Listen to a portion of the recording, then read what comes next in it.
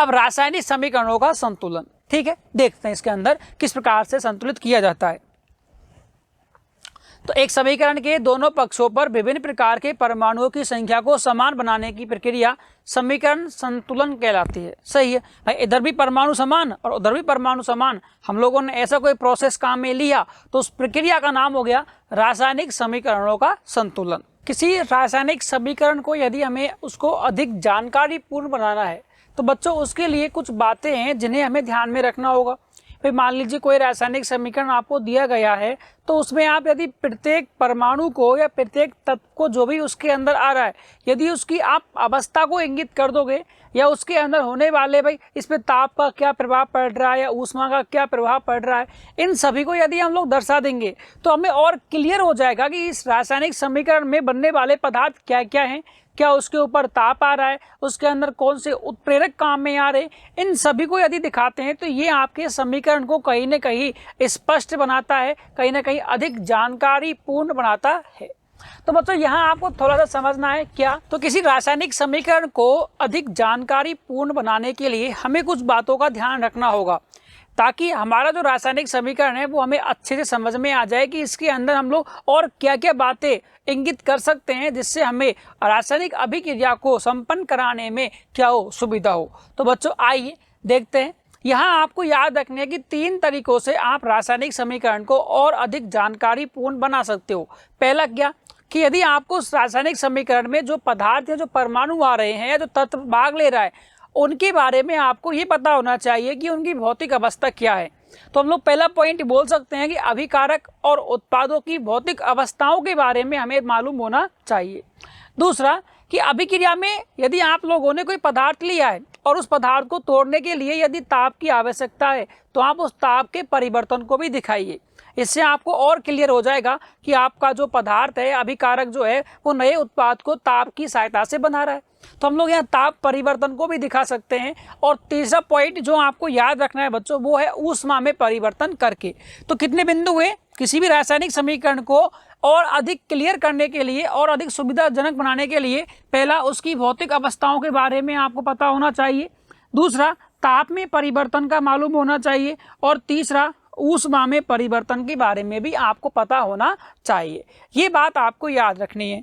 अगला बिंदु देखें। अब क्या हुआ कि मान लो एक समीकरण में आपने ऊष्मा परिवर्तन को इंगित किया तो ये ऊष्मा कितने प्रकार की होती है और कैसे कैसे हम इसके प्रकार पढ़ सकते हैं। तो देखिए यदि मान लीजिए कोई अभिक्रिया संपन्न हो रही है या कोई रासायनिक समीकरण आपने बनाया और उस रासायनिक समीकरण में उस रासायनिक अभिक्रिया के दौरान ऊष्मा उत्पन्न होती है तो ऐसी अभिक्रियाएं जिसमें ऊष्मा उत्पन्न होती है उन्हें कहते हैं बच्चों ऊष्मा क्षेपी अभिक्रिया। देखो यहाँ आपको नाम याद रखना है ऊष्मा क्षेपी। देखो जब कोई भी यदि आप किसी रासायनिक अभिक्रिया को या रासायनिक समीकरण को लिख रहे हो और वहाँ ऊष्मा की बात आती है तो किसी भी रासायनिक अभिक्रिया में और रासायनिक अभिक्रिया को हम रासायनिक समीकरण की सहायता से दर्शाते हैं। तो मान लो ये अभिक्रिया यदि हुई तो रासायनिक अभिक्रिया जब होती है तो उसमें ऊष्मा यदि निकलती है या ऊष्मा किसी पदार्थ के द्वारा अवशोषित की जाती है तो ये 2 प्रकार से होती है। या तो उस पदार्थ से जब नया पदार्थ बनेगा तो ऊष्मा निकलेगी तो नाम हो जाएगा ऊष्मा क्षेपी, या फिर नया पदार्थ यदि बनता है तो पदार्थ पहले ऊष्मा लेगा तो नाम हो जाएगा ऊष्मा शोषी। तो ऊष्मा के आधार पर अभिक्रियाएं 2 प्रकार से संपन्न होती हैं, एक ऊष्मा क्षेपी और एक ऊष्मा शोषी। ये बात आपको याद रखनी है, ठीक है। अब यहाँ हम बोल रहे हैं यदि मान लीजिए कोई अभिक्रिया हुई और इसमें ऊष्मा उत्पन्न होती है, मतलब यहाँ आपने बोला अभिकारक, ये है हमारे पास अभिकारक और इससे बना कोई नया उत्पाद, इससे बन रहा है कोई नया उत्पाद। इधर देख लीजिए, इस मैं इधर लिख देता हूँ इसको। मान लीजिए ये आपके पास अभिकारक है और इस अभिकारक से बना बच्चों नया उत्पाद। तो मैंने कहा यहाँ बन रहा है उत्पाद, तो जब अभिक्रिया से नया उत्पाद बन रहा है और मान लो यहाँ कोई ऊष्मा निकली, भाई यदि कोई पदार्थ निकल रहा है उसमें उससे कोई पदार्थ है और उससे यदि उत्पाद बना तो उसमें ऊष्मा यदि निकली तो ऊष्मा क्षेपी, ऊष्मा उत्पन्न होती है। जैसे यहाँ आपने किसी पदार्थ को जलाया तो जब किसी पदार्थ को आप जलाओगे तो धीरे धीरे पदार्थ का अपघटन भी होता रहेगा, पदार्थ जलता रहेगा और उससे ऊष्मा क्या हो रही है, लगातार निकलती जा रही है। तो इसको बोलेंगे ऊष्मा क्षेपी अभिक्रिया, ठीक है, जैसे आपने लकड़ी को जलाया, लकड़ी से बना कोयला, यदि कोयला को भी आपने जलाया तो उससे ऊष्मा तो निकलेगी, लेकिन लास्ट में आपको प्रोडक्ट मिलेगा राख। क्या मिलेगा? राख। तो ये आपको ध्यान रखना है ना, किस प्रकार से ऊष्मा शोषी और ऊष्मा क्षेपी अभिक्रियाएं होती है। अब एग्जाम्पल दे रखा है कि ऑक्सीजन में कार्बन का जलना, ऑक्सीजन में कार्बन का जलना एक ऊष्मा क्षेपी अभिक्रिया है। नाम क्षेपी आती, ऊष्मा क्षेपी नाम आया, इसका मतलब ऊष्मा निकलेगी, ऊष्मा यहाँ उत्पन्न होगी। और एक ऊष्मा क्षेपी अभिक्रिया के समीकरण के उत्पाद पक्ष में हम लोग या तो प्लस ऊष्मा या प्लस ऊष्मा ऊर्जा भी बोल सकते हो, या केवल ऊर्जा लिख के आप उसको दर्शा सकते हो। कैसे? आपको केवल एक नाम याद रखना है बच्चों, क्या? ऊष्मा।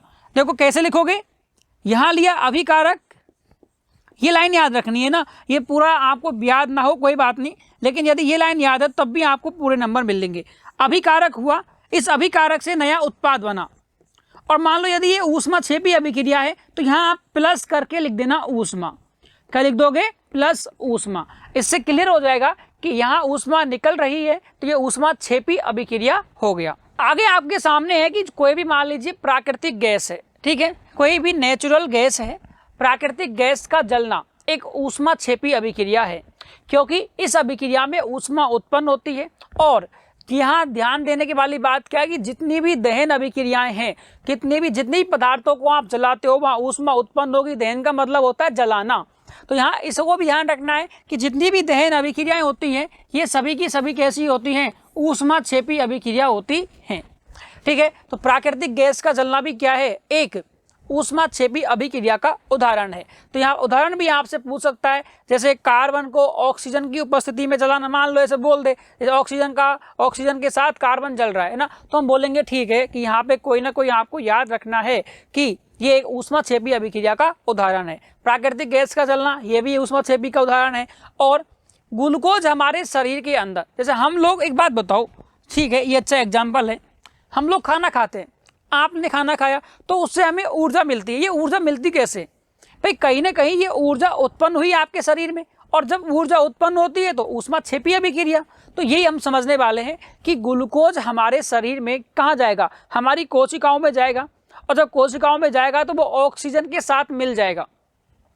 क्या करेगा? ऑक्सीजन के साथ मिलकर के धीरे धीरे क्रिया करता है, धीरे धीरे वो अपघटित होता जाता है, जिससे हमारे श्वसन नामक जो प्रक्रिया, हम लोग जो ब्रीथिंग करते हैं, जो हम लोग श्वास लेते हैं और श्वास छोड़ते हैं, क्योंकि हमें ऑक्सीजन कहाँ से मिलेगा? बाहर से। हम लोगों ने ऑक्सीजन ली, ये ऑक्सीजन अंदर जाके सर्कुलेट होती है, ब्लड के साथ घूमती है पूरे शरीर में, समस्त कोशिकाओं सेल्स के अंदर जाएगी, और सेल्स के अंदर जब जाएगी बच्चों तो क्या होगा? हमारे ब्लड के साथ जो हमारे पास ग्लूकोज है उसके साथ क्रिया करके और CO2 उत्पन्न करेगी, जिसे हम बाहर निकाल देते हैं।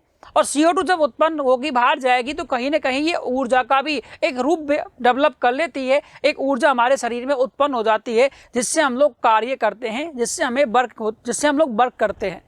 ठीक है, तो ये बात आपको याद रखनी है कि हमारे शरीर में होने वाली श्वसन की जो प्रक्रिया है वो भी कहीं ना कहीं एक ऊष्मा क्षेपी अभिक्रिया का उदाहरण है, क्योंकि ग्लूकोज हमारे शरीर में रक्त के साथ मिलकर के और ऑक्सीजन की उपस्थिति में क्या बनाएगा? ऊर्जा का निर्माण करेगा। अब बच्चों और क्या है कि अन्य कार्यों के अलावा यह ऊर्जा हमारे शरीर की गर्मी, हमारी शरीर की जो हीट है उसको बनाए रखता है। ठीक है, तो ये भी बात आपको याद रखनी है। अगला बिंदु देखें, यह क्वेश्चन पेपर में आया हुआ है, कैसे? समझाइए, श्वसन एक ऊष्मा क्षेपी प्रक्रिया है। तो आप क्या बोलोगे कि हम लोग जो खाना खाते हैं जो ग्लूकोज के रूप में हमारे शरीर में जाएगा, यह ग्लूकोज हमारे शरीर में, हमारे रुधिर में उपस्थित ऑक्सीजन के साथ क्रिया करता है, जिससे CO2 गैस तो शरीर के बाहर निकल जाती है और हमें ऊर्जा हमारी समस्त कोशिकाओं तक पहुंच जाती है। तो ये आप क्या बोलोगे? श्वसन एक ऊष्मा क्षेपी प्रक्रिया है, क्योंकि इस प्रक्रिया के दौरान ऊर्जा उत्पन्न होती है। और अगला एग्जाम्पल आपके सामने है कि मैग्नीशियम के तार को हवा में जलाते हैं। ये एग्जाम्पल पहले आया था जब स्टार्टिंग हम लोगों ने किया था कि रासायनिक अभिक्रियाओं के परिचय के अंदर हमने पढ़ा था ये।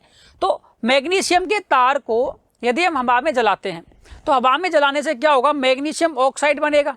भाई मैग्नीशियम के तार को जलाने से मैग्नीशियम ऑक्साइड बनता है, और ये मैग्नीशियम ऑक्साइड जब बनेगा तो यहाँ भी ऊष्मा उत्पन्न होगी। अतः यह भी एक ऊष्मा क्षेपी प्रक्रिया है, ऊष्मा क्षेपी अभिक्रिया है। तो बच्चों ये एग्जाम्पल्स हैं जो आपको याद रखने हैं।